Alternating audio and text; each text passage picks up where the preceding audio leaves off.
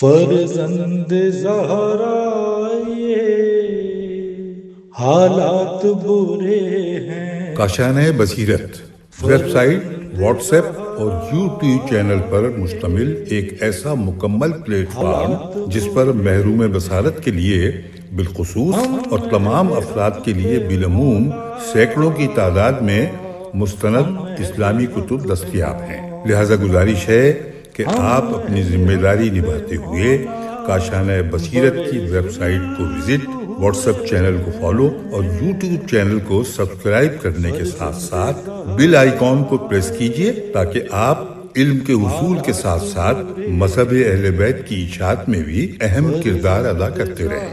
کاشانۂ بصیرت۔ حالات برے ہیں۔ پیج نمبر 522 ہے۔ ہم ائمہ امر الہی کے ترجمان اور ہم ہی معصوم افراد ہیں۔ امام جعفر صادق علیہ السلام، کافی جلد اول، پیج نمبر 206۔ امام گناہوں سے پاک اور عیبوں سے مبرہ ہوتا ہے۔ امام علی رضا علیہ السلام، کافی جلد اول، پیج نمبر 200۔ وہ امام معصوم ہوتا ہے، اللہ تعالیٰ کی طرف سے تائید شدہ ہوتا ہے، توفیق الہی اس کے شامل حال ہوتی ہے، سیدھی راہ پر ہوتا ہے، خطاؤں، لغزشوں اور بے راہ روی سے محفوظ ہوتا ہے۔ اللہ تعالیٰ اسے خوبیاں اس لیے عطا فرماتا ہے کہ وہ اس کے بندوں پر حجت اور مخلوق پر شاہد و گواہ ہو۔ امام رضا علیہ السلام، کافی جلد اول، پیج نمبر 203۔ قول مؤلف ملاحظہ ہو، باب شک۔ حدیث کا نمبر ہے 2752۔ عصمت کے متعلق متفرق احادیث۔ گناہوں تک رسائی کا نہ ہونا بھی عصمت اور پاک دامنی دین کی ایک صورت ہے۔ حضرت علی علیہ السلام، بہار الانوار، جلد 73، پیج نمبر 364۔ شرح ابن ابی الحدید، جلد نمبر 19، پیج نمبر 260۔ نہج البلاغہ حکمت، پیج نمبر 245۔ جن لوگوں کا دامن خطاؤں سے پاک و صاف ہے اور بفضل الہی گناہوں سے محفوظ ہیں، انہیں چاہیے کہ وہ گناہ گاروں اور خطا کاروں پر رحم کریں۔ پیج نمبر ہے 523۔ حضرت علی علیہ السلام، شرح ابن ابی الحدید، جلد 9، پیج نمبر 59۔ نہج البلاغہ خطبہ نمبر 140۔ مجھے قیامت کے دن ایسی حالت میں بلایا جائے گا کہ مجھ پر کوئی گناہ نہیں ہوگا، اور اگر بفرض محال کوئی گناہ ہوا بھی تو اس کا کفارہ میرے ان ناقصین سے جنگ ہوگی۔ حضرت علی علیہ السلام، شرح ابن ابی الحدید، جلد اول، پیج نمبر 265۔ براوات ابی مخنف۔ اب جناب پیج نمبر ہے 524، فصل 29، ہیڈنگ ہے تعظیم۔ حدیث کا نمبر ہے 2753۔ امرا کی تعظیم۔ حضرت ابو ذر غفاری رضی اللہ تعالیٰ عنہ کہتے ہیں کہ میں نے حضرت سلمان رضی اللہ تعالیٰ عنہ اور حضرت بلال رضی اللہ تعالیٰ عنہ کو حضور پاک علیہ السلام کی طرف آتے دیکھا۔ اتنے میں حضرت سلمان رضی اللہ تعالیٰ عنہ جناب رسول خدا صلی اللہ علیہ وسلم کے قدموں پر بوسہ دینے کے لیے گر پڑے۔ حضرت نے اسے ایسا کرنے پہ جھڑک دیا، فرمایا سلمان، میرے ساتھ وہ طریقہ اختیار نہ کرو جو عجم کے لوگ اپنے بادشاہوں کے ساتھ کرتے تھے۔ میں اللہ کے بندوں میں سے ایک بندہ ہوں، میں بھی اسی طرح کھاتا پیتا ہوں جس طرح دوسرے بندے کھاتے پیتے ہیں، اسی طرح بیٹھتا ہوں جس طرح اور بندے بیٹھتے ہیں۔ بہار الانوار، جلد 76، پیج نمبر 63۔ جس طرح اہل فارس ایرانی اپنے بڑوں کے ساتھ پیش آتے ہیں، تم اس طرح نہ کیا کرو۔ حضرت رسول اکرم صلی اللہ علیہ وسلم، کنز الاعمال، حدیث نمبر 25475۔ جس طرح اجمی لوگ ایک دوسرے کے لیے کھڑے ہو جاتے ہیں، تم بھی اسی طرح کھڑے نہ ہوا کرو۔ پیج نمبر 525 ہے۔ حدیث ہے کا ریفرنس ہے حضرت رسول صلی اللہ علیہ وسلم، بہار الانوار، جلد 16، پیج نمبر 240۔ جس طرح جمی لوگ ایک دوسرے کی تعظیم کے لیے کھڑے ہو جایا کرتے تھے، تم اس طرح نہ کیا کرو۔ حضرت رسول صلی اللہ علیہ وسلم، کنز الاعمال، حدیث 25474۔ جو شخص اس بات کو پسند کرتا ہے کہ لوگ اس کے لیے کھڑے ہو جایا کریں تو اپنا ٹھکانہ جہنم میں سمجھے۔ حضرت رسول خدا صلی اللہ علیہ وسلم، بہار الانوار، جلد 16، پیج نمبر 240۔ جسے یہ بات خوش کرتی ہے کہ لوگ اس سے استقبال کے لیے جمع ہو کر کھڑے ہو جائیں، وہ جہنم میں جائے گا۔ حضرت رسول اکرم صلی اللہ علیہ وسلم، کنز الاعمال، حدیث نمبر 25480۔ ابن جریر نے معاویہ سے روایت کی ہے، جس سے اس بات سے خوشی ہوتی ہے کہ جب اسے لوگ آتا دیکھیں اور اس کے لیے کھڑے ہو جایا کریں تو اسے اپنا گھر جہنم میں سمجھنا چاہیے۔ حضرت رسول اکرم صلی اللہ علیہ وسلم، کنز الاعمال، حدیث نمبر 25481۔ ابن جریر بروایت معاویہ، انس رضی اللہ تعالیٰ عنہ کہتے ہیں کہ خداوند عالم کے نزدیک حضرت رسول خدا سے بڑھ کر کوئی اور شخص قابل احترام نہیں تھا، عزت و احترام نہیں تھا۔ نیچے حاشیے میں لکھا ہے نمبر 1 یستجم، یعنی جس کے لیے لوگ کھڑے ہوں اس کا انتظار کریں، اس کے استقبال کے لیے کھڑے ہوں۔ النہایا 301/1 لکھا ہے۔ اب میں پیج نمبر پڑھ رہی ہوں 526۔ جب ہم انہیں دیکھتے تو ان کے لیے کھڑے نہیں ہوا کرتے تھے، کیونکہ ہمیں معلوم تھا کہ حضور اس بات کو پسند نہیں فرماتے ہیں۔ تنبیہ الخواطر پیج نمبر 456۔ میرے لیے کھڑے نہ ہوا کرو، کھڑا تو صرف اللہ ہی کے لیے ہوا جاتا ہے۔ حضرت رسول اکرم صلی اللہ علیہ وسلم کنیز العمال حدیث 25478۔ اللہ تعالیٰ اس شخص پر لعنت کرے جس کے لیے لوگ صفے بنا کر کھڑے ہوتے ہیں۔ حضرت رسول اکرم صلی اللہ علیہ وسلم کنیز الاعمال حدیث نمبر 25479۔ حضرت امیر المومنین علیہ السلام کا کلام، جب آپ شام کی طرف روانہ ہوئے تو مقام انبار کے زمینداروں سے سامنا ہوا۔ وہ آپ کو دیکھ کر پیادہ ہو گئے اور آپ کے سامنے کھڑے ہو کر دوڑنے لگے۔ آپ پیادہ ہو گئے اور دوڑنے لگے۔ آپ نے فرمایا یہ تم نے کیا کیا؟ انہوں نے کہا کہ انہوں نے کہا یہ ہمارا عام طریقہ ہے۔ آپ نے فرمایا کہ تم نے کیا کیا ہے آم، جس سے ہم میں پھر سے دوہرا رہی ہوں۔ انہوں نے کہا آپ نے کیا کیا؟ تو آپ نے فرمایا یہ ہمارا لوگوں نے جواب دیا کہ یہ ہمارا طریقہ ہے جس سے ہم اپنے حکمرانوں کی تعظیم بجا لاتے ہیں۔ آپ نے فرمایا خدا کی قسم اس سے تمہارے حکمرانوں کو کچھ بھی نہیں فائدہ پہنچتا ہے، البتہ تم اس دنیا سے اپنے آپ کو زحمت اور مشقت میں ڈالتے ہو، اور آخرت میں اس کی وجہ سے بدبختی مول لیتے ہو۔ وہ مشقت کس قدر گھاٹے والی ہے جس کا نتیجہ سزائے اخروی ہو، اور وہ راحت کتنی فائدہ مند ہے جس کا نتیجہ دوزخ سے امان ہو۔ نہج البلاغہ حکمت نمبر 37۔ پیج نمبر 527 ہے۔ ایک اور روایت کے مطابق حضرت امیر المومنین علیہ السلام امبارہ سے گزرے۔ مٹا ہوا لکھا ہے، مجھے امبار ہی میں پڑھ پا رہی ہوں۔ امبار سے گزرے تو آپ کا استقبال وہاں کے زمینداروں نے کیا۔ جب وہ آپ کے سامنے آ گئے تو تواتر آپ کے سامنے آ گئے تو تواتر پڑے پھر دوڑنے لگے۔ آپ نے فرمایا اس میں کچھ مٹا ہوا ہے، کتاب پرانی ہے تو کہیں یا تو فوٹو کاپی میں ہوا ہے، لیکن میں لفظ بلفظ پڑھ رہی ہوں۔ لکھا ہے سامنے آ گئے تواتر پڑے پھر دوڑنے لگے۔ آپ نے فرمایا یہ جو گھوڑے تمہارے پاس ہے یہ کیا ہے اور تم نے ایسا کیوں کیا ہے؟ انہوں نے کہا یہ جو کچھ ہم نے کیا ہے ہمارا عام طریقہ ہے جس سے ہم اپنے حکمرانوں کی تعظیم بجا لاتے ہیں۔ یہ گھوڑے آپ کے لیے تحفے ہیں، ہم نے آپ کے اور دوسرے مسلمانوں کے لیے کھانا تیار کیا ہے اور آپ کے جانوروں کے لیے بہت سا گھاس چارہ بھی مہیا کیا ہے۔ آپ نے فرمایا یہ جو تمہارا گمان ہے کہ تمہارا عام طریقہ ہے جس سے تم اپنے حکمرانوں کی تعظیم بجا لاتے ہو، تو خدا کی قسم اس سے حکمرانوں کو کوئی فائدہ نہیں پہنچتا ہے، بلکہ تم اپنی جانوں اور جسموں کو زحمت اور مشقت میں ڈالتے ہو، لہٰذا آئندہ ایسا نہ کرو۔ رہے تمہارے گھوڑے تو اگر تم بخوشی دے رہے ہو تو ہم لے لیں گے اور انہیں خراج میں شمار کر لیں گے، البتہ جو تم نے کھانا تیار کیا ہے تو ہم تمہارا مال مفت پہ کھانا پسند نہیں کریں گے، ہم اس کی قیمت ادا کریں گے۔ منہاج السعادت جلد 2 پیج نمبر 142۔ قول مؤلف مکمل روایت کا مطالعہ کیا جائے، نیز ملاحظہ ہو وسائل الشیعہ جلد 8 پیج نمبر 560، باب 129، نیز باب دنیا دار کی تعظیم بجا لانا۔ صفحہ نمبر 528 ہے، نیز سلطان باب جو جابر حکمران کے لیے جھکے۔ حدیث نمبر ہے 2754، سجدہ تعظیمی۔ سورۃ البقرہ کی آیت نمبر 24 ہے۔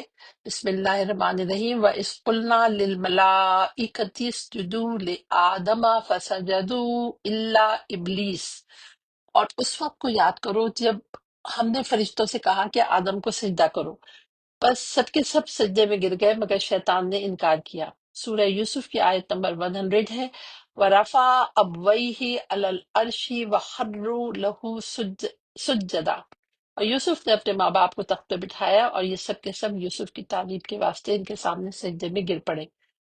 اللہ تعالیٰ کے اس قول وَأَنَّ الْمَسَاجِدَ لِلَّهِ فَلَا تَدْعُوا مَعَ اللَّهِ أَحَدٍ، سورہ جن کی آیت نمبر 118، یعنی مسجدیں خاص اللہ تعالیٰ کی ہیں، پس تم لوگ اللہ کے ساتھ کسی اور کی عبادت نہ کرنا کے بارے میں فرمایا، تیرے اعضاء و جوارح میں سے جو عضو بھی اللہ کے لیے سجدہ کرے اس سے تم لوگ اللہ کے علاوہ کسی اور کی عبادت نہ کرنا۔ حضرت علی علیہ السلام بحار الانوار جلد 76 پیج نمبر 62۔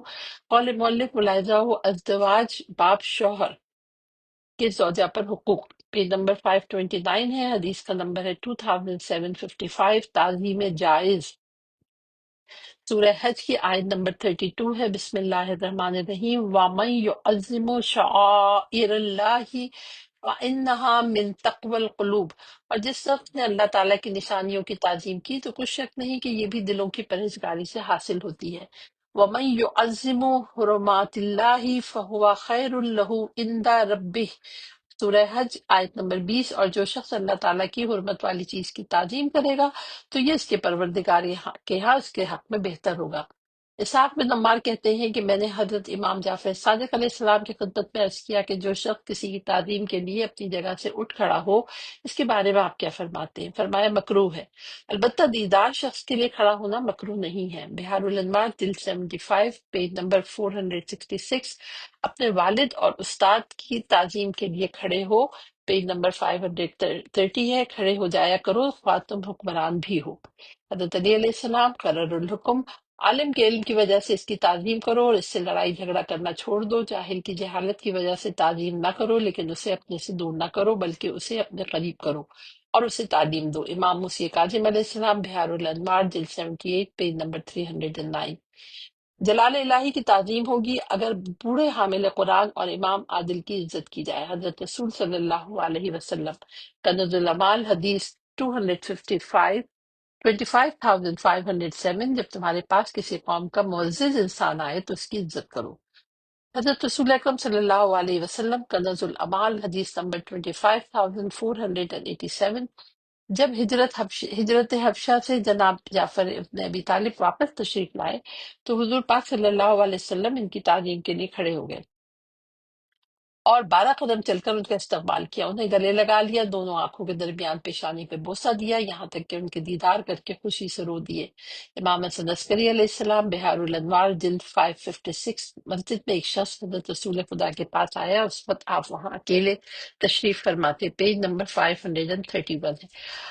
آپ اپنی جگہ سے ہٹ گیا، فرمایا ایک مسلمان کا دوسرے مسلمان پر یہ حق بنتا ہے کہ جب وہ بیٹھنا چاہے تو دوسرے مسلمان اس کے لیے جگہ خالی کر دے۔ وسائل الشیعہ جلد 8 پیج نمبر 560، کنز العمال حدیث نمبر 25,496، مؤلف ملاحظہ ہو وسائل جلد 8 پیج نمبر 559، باب 128، نیز باب علم عالم کی تعظیم۔ جناب شہید قدوس روح اپنی کتاب قواعد میں فرماتے ہیں کہ زمانے کے رواج کے مطابق مومن کی تعظیم جائز ہے، اگر سے سلف صالحین سے یہ بات نقل نہیں ہوئی، البتہ اس پر عمومی دلالت موجود ہے۔ جیسا کہ اللہ تعالیٰ فرماتا ہے جس شخص نے اللہ تعالیٰ کی نشانیوں کی تعظیم کی تو کچھ شک نہیں کہ یہ بھی دلوں کی پرہیزگاری سے حاصل ہوتی ہے۔ حج آیت نمبر 23، سورہ حج آیت نمبر 30، جو شخص اللہ تعالیٰ کی محترم چیز کی تعظیم کرے گا اس کے پروردگار کے ہاں اس کے حق میں بہتر ہوگا۔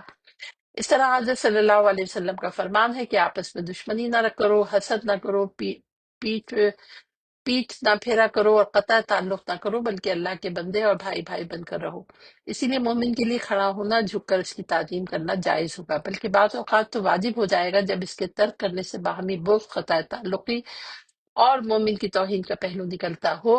یہ بات بالکل صحیح ہے کہ حضرت رسول پاک جناب فاطمہ زہرا سلام اللہ علیہ کے لیے کھڑے ہو جایا کرتے تھے، اور جب حضرت جعفر طیار حبشہ سے واپس آئے تو حضور ان کے لیے بھی کھڑے ہو جاتے تھے اور انصار سے فرمایا تھا اپنے سردار کی تعظیم کے لیے کھڑے ہو جاؤ۔ اگر آپ یہ کہیں کہ حضرت صلی اللہ علیہ وسلم نے تو یہ فرمایا ہے کہ جس شخص کو یہ بات پسند ہوتی ہے کہ لوگ اس کے لیے کھڑے ہو کر تعظیم کریں تو اسے اپنا ٹھکانہ جہنم میں سمجھنا چاہیے، اور یہ بھی منقول ہے کہ حضرت اس بات کو پسند نہیں فرماتے کہ کوئی ان کے لیے کھڑا ہو۔ چنانچہ آپ جب بھی تشریف لاتے کوئی شخص آپ کی تعظیم کے لیے کھڑا نہیں ہوتا تھا، اس لیے کہ آپ اس بات کو ناپسند کرتے تھے، اور جب ان سے جدا ہوتے تھے تو لوگ کھڑے ہو جایا کرتے تھے یہاں تک کہ آپ اپنے گھر کے اندر چلے جاتے۔ یہ عمل آپ کی تعظیم کی بنا پہ تھا۔ بس اس کا جواب یہ ہے کہ جو چیز ناجائز ہے، پیج نمبر 533 ہے، وہ یہ ہے کہ لوگ ایسے کھڑے ہوں جیسا کہ جابر حکمرانوں نے ان پر لازم قرار دے دیا تھا کہ جب وہ آئیں گے تو جو لوگ بیٹھے ہوں گے وہ کھڑے ہو جائیں جب تک کہ دربار برخاست نہ ہو جائے، نہ یہ کہ مختصر مخصوص قیام ہو۔ ہم یہ تسلیم کرتے ہیں لیکن حضرت کا فرمان ان لوگوں پر محمول کیا جائے گا جو تکبر اور لوگوں پر برتری جتانے کے لیے ایسا چاہتے ہیں۔ جو ان کی بات نہیں مانتا اور تعظیم کے لیے کھڑا نہیں ہوتا اسے سزا دیتے ہیں، مگر جو لوگ ان کا احترام اور تعظیم اپنی ذاتی توہین اور ضرر سے بچنے کے لیے کرتے ہیں ان پہ ایسا کرنے میں کوئی حرج نہیں ہے۔ کیونکہ نقصان اور ضرر سے اپنے آپ کو بچانا واجب ہے۔ رہی یہ بات کہ خدا حضرت صلی اللہ علیہ وسلم اپنے لیے کھڑا ہونے کو پسند نہیں فرماتے تھے، تو اس کی وجہ یہ ہے کہ حضور خداوند عالم کے لیے انکساری کا اظہار فرماتے تھے، اپنے اصحاب کو زحمت و سختی میں نہیں ڈالنا چاہتے تھے۔ اس طرح مومن کو بھی چاہیے کہ وہ اس کو پسند نہ کرے، بلکہ اس کا نفس اس بات کی طرف مائل ہونے لگے تو اس دن کا مواخذہ کرے اور اسے ترک کرنے کا عادی بنائے۔ پیج نمبر ہے 534۔ جیسا کہ پیج نمبر 534 ہے، جیسا کہ روایات میں ہے کہ صحابہ اکرام رضی اللہ تعالیٰ آپ کی تعظیم کے لیے کھڑے ہو جاتے تھے، اور یہ بات بعید ہے کہ آپ کو اس چیز کا علم نہ ہو، بس ان لوگوں کا یہ فعل اس کے جائز ہونے پر دلالت کرتا ہے۔ بحار الانوار جلد 76 اور اس کا پیج نمبر ہے 38۔ اب جو میں پیج پڑھ رہی ہوں اس کا نمبر ہے 535۔ سیدھے ہاتھ کے اوپر لکھا ہے میزان الحکمت جلد 6 اور الٹے ہاتھ پہ لکھا ہے عفت۔ اس کے بعد کی لائن پہ لکھا ہے فصل نمبر 30 اور پھر سیدھی لائن ہے پہ لکھا ہے عفت، اور حدیث کا نمبر ہے 2756۔ ہیڈنگ ہے عفت، بریکٹ میں لکھا ہے پاک دامنی۔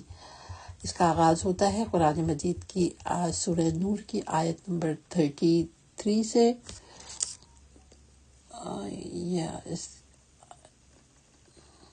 آیت نمبر 34 ہے۔ بسم اللہ الرحمن الرحیم۔ وَلْيَسْتَعْفِفِ الَّذِينَ لَا يَجِدُونَ نِكَاحًا حَتَّى يُغْنِيَهُمُ اللَّهُ مِنْ فَضْلِهِ، اور جو لوگ نکاح کرنے کا مقدور نہیں رکھتے انہیں چاہیے کہ پاک دامنی اختیار کریں یہاں تک کہ اللہ تعالیٰ ان کو اپنے فضل و کرم سے مالدار بنا دے۔ پھر سورہ نور کی آیت نمبر 60 ہے۔ بسم اللہ الرحمن الرحیم۔ وَأَن يَسْتَعْفِفْنَ خَيْرٌ لَهُنَّ وَاللَّهُ سَمِيعٌ عَلِيمٌ، اور بڑی بوڑھی عورتیں پاک دامنی اختیار کریں تو ان کے لیے بہت بہتر ہے، اور اللہ تعالیٰ سب کچھ سنتا جانتا ہے۔ وَمَنْ كَانَ غَنِيًّا فَلْيَسْتَعْفِفْ، سورہ نساء آیت نمبر 6۔ اور جو شخص دولت مند ہو وہ یتیم کا مال خود پر خرچ کرنے سے بچے۔ يَحْسَبُهُمُ الْجَاهِلُ أَغْنِيَاءَ مِنَ التَّعَفُّفِ، سورہ بقرہ آیت نمبر 273۔ ناواقف ان کو سوال نہ کرنے کی پاکیزگی کی وجہ سے امیر سمجھتے ہیں۔ حدیث شریف ہے کہ حضرت امیر المومنین صلی اللہ علیہ فرماتے ہیں افضل عبادت پاک دامنی ہے۔ امام جعفر صادق علیہ السلام کافل جلد نمبر 2 پیج نمبر 79۔ تمہیں معلوم ہونا چاہیے کہ ہر مقتدی کا ایک پیشوا ہوتا ہے جس کی وہ پیروی کرتا ہے اور جس کے نور علم سے کسب ضیاء کرتا ہے۔ دیکھو یہ پیج نمبر 536 ہے۔ دیکھو تمہارے امام کی حالت تو یہ ہے کہ اس نے دنیا کے ساز و سامان میں سے 2 پھٹی پرانی چادروں اور کھانے میں 2 روٹیوں پر قناعت کر لی ہے۔ میں مانتا ہوں کہ تمہارے بس کی بات نہیں، لیکن اتنا تو کرو کہ پرہیزگاری، سعی و کوشش، پاک دامنی اور سلامت روی میں میرا ساتھ دو۔ حضرت علی علیہ السلام، نہج البلاغہ، مکتوب نمبر 45۔ وہ مجاہد جو اللہ تعالیٰ کی راہ میں شہید ہوا اس شخص سے اجر کا زیادہ مستحق نہیں جو قدرت و اختیار رکھتے ہوئے پاک دامن رہے۔ کیا بعید ہے کہ پاک دامن فرشتوں میں ایک فرشتہ ہو جائے۔ حضرت علی علیہ السلام، نہج البلاغہ، حکمت نمبر 474، حکمت پیج نمبر 474۔ پاک دامنی باشعور لوگوں کی خصلت اور حرص و آز پلید لوگوں کی عادت ہے۔ حضرت علی علیہ السلام غرر الحکم، پاک دامنی ہر اچھائی کی بنیاد ہے۔ حضرت علی علیہ السلام غرر الحکم، پاک دامنی اصل افضل جمع مردی ہے۔ حضرت علی علیہ السلام غرر الحکم، پاک دامنی افضل خصلت ہے۔ حضرت علی علیہ السلام غرر الحکم، پاک دامنی نفس کو ہر برائی سے محفوظ رکھتی ہے۔ پیج نمبر 537 ہے، اور اسے پست باتوں یا دنیا سے منزہ و مبرہ کیے رہتی ہے۔ حضرت علی علیہ السلام غرر الحکم، پاک دامنی زہد ہے۔ حضرت علی علیہ السلام غرر الحکم، پاک دامنی فقر کی زینت ہے۔ حضرت علی علیہ السلام شرح ابن ابی الحدید جلد 18 پیج نمبر 213۔ نہج البلاغہ، حکمت 68۔ پاک دامنی اختیار کرنا لازم ہے کیونکہ یہ شرفاء کی افضل خصلت ہے۔ حضرت علی علیہ السلام غرر الحکم، پاک دامن لوگ شرفاء سے زیادہ شریف ہوتے ہیں۔ حضرت علی علیہ السلام غرر الحکم، حسن و جمال کی زکوٰۃ پاک دامنی ہے۔ حضرت علی علیہ السلام غرر الحکم، پاک دامنی اختیار کرو کہ یہ بہترین ساتھی ہے۔ حضرت علی علیہ السلام قرر الحکم، دوسروں کی خواتین کی طرف پاک دامن رہو کہ اس سے تمہاری خواتین پاک دامن رہیں گی۔ حضرت علی علیہ السلام بہار الانوار جلد 71 پیج نمبر 270۔ کنز الاعمال حدیث 13013۔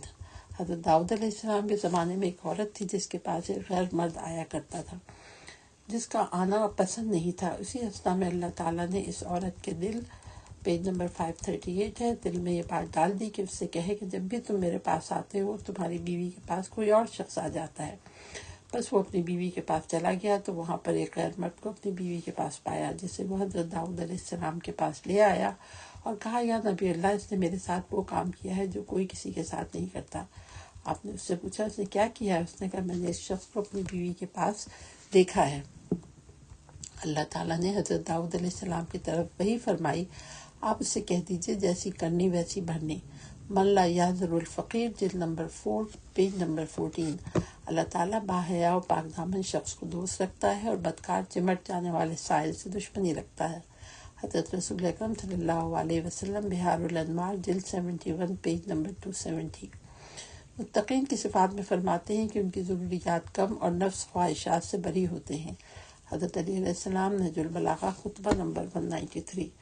پاک دامانی کے ساتھ محنت مزدوری کر لینا فسق و فجور میں گھری ہوئی دولت مندی سے بہتر ہے۔ حضرت علی علیہ السلام نہج البلاغہ مکتوب 31۔ 3 طرح کے لوگ ایسے ہیں جن کے بوجھ کو ہلکا کرنے کے لیے اللہ پر ان کی امداد حق بن جاتی ہے۔ نمبر 1 راہ خدا میں جنگ کرنے والا، نمبر 2 وہ غلام جو رقم ادا کر کے اپنی آزادی حاصل کرتا ہے، اور نمبر 3 وہ نکاح کرنے والا جو فسق و فجور سے بچنا چاہتا ہے۔ حضرت رسول اکرم صلی اللہ علیہ وسلم سنن ابن ماجہ جلد نمبر 2 پیج نمبر 842۔ اللہ تعالیٰ اپنے اس بندہ مومن کو دوست رکھتا ہے جو عیالدار ہونے کے ساتھ فقیر و پاک دامن ہے۔ حضرت رسول اکرم صلی اللہ علیہ وسلم سنن ابن ماجہ جلد نمبر 2 پیج نمبر 1380۔ جو کسی حق کا مطالبہ کرتا ہے اسے چاہیے کہ وہ پوری پاک دامنی کے ساتھ اسے طلب کرے، جو پورا ہونے والا امر نہیں ہے۔ حضرت رسول اکرم صلی اللہ علیہ وسلم سنن ابن ماجہ جلد نمبر 2 پیج نمبر 809۔ حضرت رسول خدا دعا مانگا کرتے تھے کہ بار الہ میں تجھ سے ہدایت، تقوی، پاک دامنی اور توانگری کی دعا مانگتا ہوں۔ سعید ترمذی جلد 13 پیج 26۔ ابو سعید حضری رضی اللہ تعالیٰ عنہ کہتے ہیں کہ انصار میں سے کچھ لوگوں نے حضرت رسول خدا صلی اللہ علیہ وسلم سے سوال کیا اور آپ نے انہیں عطا فرمایا۔ انہوں نے پھر سوال کیا، حضور نے پھر عطا فرمایا، یہاں تک کہ آپ کے پاس جو کچھ تھا وہ ختم ہو گیا۔ فرمایا میرے پاس جو مال ہو میں، پیج نمبر 540 ہے، تم سے چھپا کر نہیں رکھتا۔ جو شخص پاک دامنی اختیار کرنا چاہتا ہے اللہ تعالیٰ اسے پاک دامن بنا دیتا ہے۔ جو غنی رہنا چاہتا ہے اللہ تعالیٰ اسے غنی بنا دیتا ہے۔ سنن ابن داؤد جلد نمبر 2 پیج نمبر 121۔ پاک دامنی طلب کرنے کا باب حدیث نمبر 1644۔ قول مؤلف ملاحظہ ہو، صدقہ باب جن کو صدقہ دیا جا سکتا ہے۔ حدیث نمبر ہے 2757۔ بطن و شرمگاہ کی پاکیزگی۔ قرآن مجید سورہ احزاب کی آیت نمبر 35 ہے۔ بسم اللہ الرحمن الرحیم۔ والحافظین فروجہم والحافظات، اور اپنی شرمگاہوں کی حفاظت کرنے والے مرد اور حفاظت کرنے والی عورتیں۔ والذین ہم لفروجہم حافظون الا علی ازواجہم او ما ملکت ایمانہم۔ سورۃ المعارج 30,029۔ صورت میں صحیح اس کی آیت کا نمبر سمجھ میں نہیں آ رہا ہے، 3029۔ اور جو لوگ اپنی شرمگاہوں کی اپنی بیویوں اور اپنی لونڈیوں کے سوا اوروں سے حفاظت کرتے ہیں تو اس سے ان لوگوں کی ہرگز ملامت نہیں کی جائے گی، لیکن جو ان کے سوا اوروں کے خواستگار ہوں تو یہی لوگ حد سے بڑھنے والے ہیں۔ حدیث شریف اللہ کے نزدیک محبوب ترین پاک دامنی بطنوں، پیج نمبر 541 ہے، بطن و شرمگاہ کی حفاظت ہے۔ حضرت رسول صلی اللہ علیہ وسلم تنبیہ الخواطر، پیج نمبر 285۔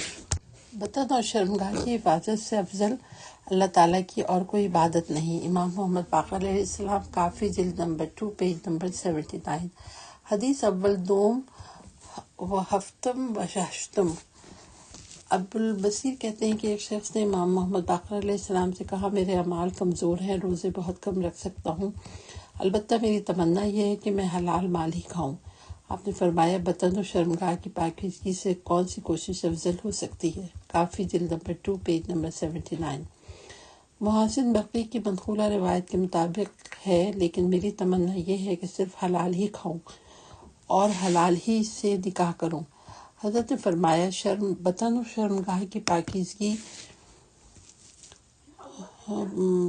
سے بڑھ کر اور کون سا افضل جہاد ہو سکتا ہے؟ بحار الانوار، جلد نمبر 71، 273 پیج ہے۔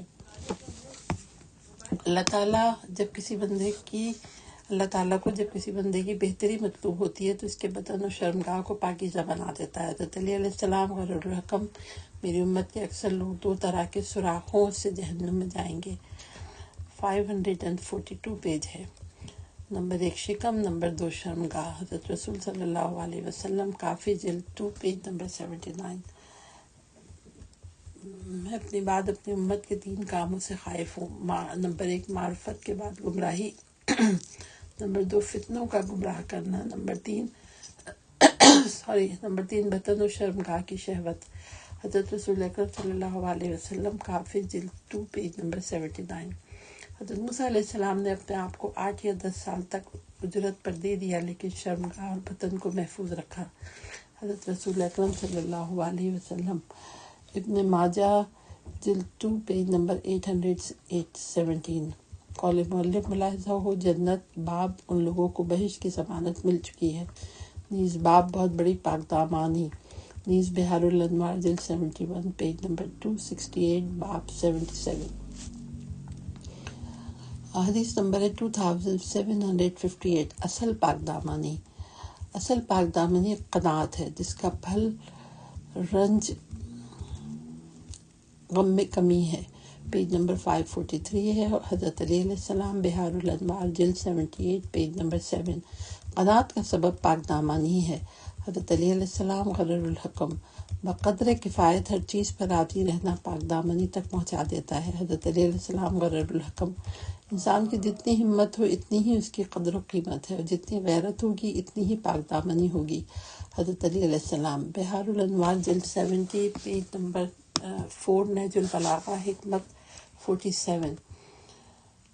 انسان کی غیرت کی دلیل اس کی عفت و پاک دامنی ہوتی ہے۔ حضرت علی علیہ السلام، غرر الحکم، عقل مند ہی پاک دامن ہوتا ہے۔ حضرت علی علیہ السلام، غرر الحکم، حدیث نمبر ہے 2759۔ پاک دامنی کا دار و مدار خواہشات پر ہے، خواہشات پر صبر پاک دامنی ہے، غضب پر صبر جوامردی ہے۔ حضرت علی علیہ السلام، غرر الحکم، فضیلت 4 قسم کی ہوتی ہے۔ نمبر 1 حکمت، جس کا دار و مدار غور و فکر، سوچ و بچار پہ ہے۔ نمبر 2 عفت، جس کا دار و مدار خواہشات پر ہے۔ نمبر 3 قوت، جس کا دار و مدار غیظ و غضب پر ہے۔ نمبر 4 عدل، جس کا دار و مدار نفسانی قوتوں کو حد اعتدال پر رکھنا ہے۔ حضرت علی علیہ السلام، بحار الانوار، جلد 78، پیج نمبر 81۔ حدیث کا نمبر ہے 2760۔ پاک دامنی کا نتیجہ، پاک دامنی خواہشات نفسانی کو کمزور کرتی ہے۔ پاک دامنی کا ثمرہ قناعت ہے۔ پاک دامنی کا ثمرہ خود حفاظتی ہے۔ پاک دامنی جو اختیار کرتا ہے اس کا بوجھ ہلکا ہو جاتا ہے، اور خداوند تعالیٰ کے نزدیک اس کی قدر و منزلت بڑھ جاتی ہے۔ جس کے اطراف پاکیزہ ہوتے ہیں اس کے اوصاف اچھے ہوتے ہیں۔ وہ شخص پاک دامنی سے مزین نہیں ہو سکتا جو نہ ملنے والی چیزوں کی خواہش کرتا ہے۔ یہ تمام اقوال غرر الحکم حضرت علی علیہ السلام سے منسوب ہیں۔ ہر قسم کی برائیوں اور غلاظتوں سے دوری پاک دامنی کی علامت ہے، پیج نمبر 545۔ حضرت علی علیہ السلام، غرر الحکم، پاک دامنی کے ساتھ اعمال پاکیزہ ہوتے ہیں۔ جسے پاک دامنی اور قناعت تحفے میں ملے، عزت و وقار اس کے ہم پیمان ہو جاتے ہیں۔ بقول حضرت علی علیہ السلام، غرر الحکم، حدیث نمبر ہے 2761۔ پاک دامنی کے شعبے، پاک دامنی سے مندرجہ ذیل چیزیں حاصل ہوتی ہیں۔ رضا، انکساری، نیک بختی، راحت، احوال پرسی، خضوع خشوع، یادآوری، سوچ و بچار، جود و سخا، یہ وہ چیزیں ہیں جو ایسے عقل مند کو اس کی پاک دامنی کی وجہ سے حاصل ہوتی ہیں جو اللہ اور اس کی تقسیم پہ راضی ہوتا ہے۔ حضرت رسول اکرم صلی اللہ علیہ وسلم، تحفۃ العقول، صفحہ نمبر 20۔ حدیث نمبر ہے 2762۔ بہت بڑی پاک دامنی۔ قناعت دو پاک دامنیوں میں افضل پاک دامنی، پیج نمبر 546 ہے، افضل ہے۔ حضرت علی علیہ السلام غرر الحکم، یہ تمام اقوال حضرت علی علیہ السلام کی سے منسوب ہیں۔ یاد رکھو کہ قناعت اختیار کرنا اور شہوت پر غالب آنا بہت بڑی پاک دامنی ہے۔ پاک دامنی کی مناسبت سے ہی قناعت ہوتی ہے۔ جو شخص اپنے آپ کو پہچان لیتا ہے اس کی چاہیے کہ قناعت و پاک دامنی کے دامن کو مضبوطی سے تھام لے۔ حضرت علی علیہ السلام غرر الحکم۔ حضرت امیر المومنین علیہ السلام نے حضرت محمد صلی اللہ علیہ وسلم حضرت امیر المومنین نے جب حضرت محمد بن ابی بکر کو مصر کہا کہ مقرر فرمایا تو انہیں بطور نصیحت فرمایا، اے محمد رضی اللہ تعالیٰ عنہ بن ابی بکر، جان لو کہ افضل پاک دامنی دین کے معاملے میں پرہیزگاری اور اس کی اطاعت کے تحت عمل کرنا ہے۔ بس میں تمہاری ظاہری اور باطنی دونوں حالتوں میں اللہ سے ڈرنے کی تاکید کرتا ہوں۔ بحار الانوار، جلد 77، پیج نمبر 390۔ قول مؤلف ملاحظہ ہو، باب بطن و شرمگاہ کی پاکیزگی، پیج نمبر 547 ہے، فصل نمبر 31 ہے اور ہیڈنگ ہے عفو نمبر 1۔ حدیث کا نمبر ہے 2763، عفو درگزر۔ قرآن مجید کی آیت ہے، سورہ شورہ کی آیت نمبر 40 اور 41 ہے۔ بسم اللہ الرحمن الرحیم۔ وَجَزَاءُ سَیِّئَةٍ سَیِّئَةٌ مِثْلُهَا فَمَنْ عَفَا وَأَصْلَحَ فَأَجْرُهُ عَلَى اللَّهِ إِنَّ اللَّهَ لَا يُحِبُّ الظَّالِمِينَ وَلَمَنِ انتَصَرَ بَعْدَ ظُلْمِهِ فَأُولَئِکَ مَا عَلَیْہِم مِّن سَبِیلٍ۔ اور برائی کا بدلہ تو ویسی ہی برائی ہے جس پر جو شخص معاف کر دے اور معاملے کی اصلاح کر دے تو اس کا ثواب اللہ تعالیٰ کے ذمے ہے۔ بے شک وہ ظلم کرنے والوں کو پسند نہیں فرماتا، نیز جس پر ظلم ہوا ہو اگر وہ اس کے بعد انتقام لے تو ایسے لوگوں پر کوئی الزام نہیں ہے۔ سورہ نساء کی آیت نمبر 149 ہے، جو تھوڑی سی مٹی ہوئی ہے تو میں ترجمہ پڑھ رہی ہوں۔ اگر کھلم کھلا نیکی کرتے ہو یا چھپا کر یا کسی کی برائی کو معاف کر دیتے ہو تو اللہ تعالیٰ بڑا معاف کرنے والا ہے۔ سورہ آل عمران کی آیت نمبر 134 ہے، وَالْكَاظِمِينَ الْغَيْظَ وَالْعَافِينَ عَنِ النَّاسِ وَاللَّهُ يُحِبُّ الْمُحْسِنِينَ، اور غصے کو روکتے ہیں، لوگوں کی خطا سے درگزر کرتے ہیں، اور نیکی کرنے والوں سے اللہ محبت کرتا ہے۔ قول مؤلف، اس بارے میں مزید آیات کے لیے ملاحظہ ہو، بقرہ 109، مائدہ 17، اعراف آیت نمبر 199، سورہ رعد آیت نمبر 23، سورہ حجر آیت نمبر 86، مومنون آیت نمبر 99، نور آیت نمبر 23، فرقان 65، قصص 55، سجدہ 35، 36، زخرف 19، جاسیہ 14، پیج نمبر ہے 548، تغابن آیت نمبر 15۔ حدیث شریف، عفو درگزر بزرگیوں کا تاج ہے۔ حضرت علی علیہ السلام غرر الحکم، کیا میں تمہیں دنیا و آخرت کے بہترین اخلاق کے بارے میں نہ بتاؤں؟ جو تم پر ظلم کرے اسے معاف کر دو، جو تم سے تعلقات قطع کرے اس سے تعلقات جوڑو، جو تم سے برائی کرے اس سے نیکی کرو، اس کے ساتھ اچھائی کرو، جو تمہیں محروم کرے اسے عطا کرو۔ حضرت رسول اللہ صلی اللہ علیہ وسلم، بحار الانوار، جلد 71، پیج نمبر 339 سے 397۔ تین چیزیں دنیا و آخرت کی بزرگیوں میں شمار ہوتی ہیں۔ نمبر 1، جو تم پر ظلم کرے اسے معاف کر دو، جو تم سے قطع تعلق کرے اس سے تعلقات استوار کرو، جو تم سے جہالت کا اظہار کرے اس سے بردباری کا اظہار کرو۔ امام جعفر صادق علیہ السلام، بحار الانوار، جلد 71، پیج نمبر 400۔ جب بروز قیامت بندے اللہ کے حضور پیش ہوں گے تو ایک منادی آواز دے گا، جس کا اللہ تعالیٰ پر کوئی اجر ہے وہ کھڑا ہو جائے اور بہشت میں چلا جائے۔ پیج نمبر 549 ہے، اللہ تعالیٰ پر کس کا اجر ہے؟ جواب ملے گا جو لوگوں کو معاف کر دیا کرتے ہیں۔ حضرت رسول صلی اللہ علیہ وسلم کا کنز الاعمال حدیث 7009، جب تمہیں غیظ و غضب آ جائے تو اسے معاف کر کے پورا کرو، کیونکہ قیامت کے دن ایک منادی آواز دے گا کہ جس کا اللہ پر کوئی اجر ہے وہ کھڑا ہو جائے، تو اس وقت معاف کر دینے والوں کے سوا کوئی بھی کھڑا نہیں ہوگا۔ کیا تم نے اللہ تعالیٰ کا قول نہیں سنا؟ یعنی جو شخص معاف کر دے اور معاملے کی اصلاح کر دے اس کا اجر اللہ کے ذمہ ہے۔ سورہ شورى آیت نمبر 40۔ حضرت رسول اکرم صلی اللہ علیہ وسلم بحار الانوار جلد 77 پیج نمبر 180۔ امام موسیٰ کاظم علیہ السلام بحار الانوار جلد 78 پیج نمبر 342۔ اس کتاب میں ہے منادی آواز دے گا، درگزر اور عفو ایسی چیز ہے جو عمل درآمد کی سب سے زیادہ حقدار ہے۔ حضرت رسول اکرم صلی اللہ علیہ وسلم کنز الاعمال 7003۔ ایک دوسرے کو معاف کر دیا کرو کہ اس طرح تمہارے درمیان کینے ختم ہو جائیں گے۔ حضرت رسول صلی اللہ علیہ وسلم کا کنز الاعمال حدیث 7004، پیج نمبر ہے 550۔ اللہ تعالیٰ معاف کر دینے والا اور معافی کو دوست رکھتا ہے۔ حضرت رسول صلی اللہ علیہ وسلم کا کنز الاعمال حدیث نمبر 7005۔ جس رات مجھے معراج کرائی گئی تو مجھے کچھ ایسے بلند محلات دکھائے گئے جن پر سے جنت کو دیکھا جا سکتا تھا۔ میں نے کہا جبرائیل یہ کن لوگوں کے لیے ہے؟ انہوں نے کہا غصے کو پی جانے والوں اور لوگوں کو معاف کرنے والوں کے لیے، اور اللہ تعالیٰ نیکی کرنے والوں کو دوست رکھتا ہے۔ حضرت رسول صلی اللہ علیہ وسلم کا کنز الاعمال حدیث 7016۔ جو کسی مسلمان کی ایک لغزش کو معاف کر دے قیامت کے دن اللہ تعالیٰ اس کی لغزش کو معاف فرمائے گا۔ حضرت رسول صلی اللہ علیہ وسلم کا کنز الاعمال حدیث 7019۔ ہم اہل بیت کی مروت یہی ہے کہ ہم اپنے اوپر ظلم کرنے والوں کو بھی معاف کر دیتے ہیں۔ حضرت امام جعفر صادق علیہ السلام بحار الانوار جلد 71 پیج نمبر 401۔ تم پر لازم ہے کہ معاف کر دیا کرو، کیونکہ معاف کر دینے سے بندے کی عزت میں اضافہ ہوتا ہے، لہذا ایک دوسرے کو معاف کر دیا کرو، اللہ تعالیٰ تمہیں عزت بخشے گا۔ پیج نمبر 551 ہے۔ حضرت رسول صلی اللہ علیہ وسلم سے یہ حدیث تھی جو میں نے ابھی پڑھی ہے۔ اب لکھا ہے کہ بحار الانوار جلد 78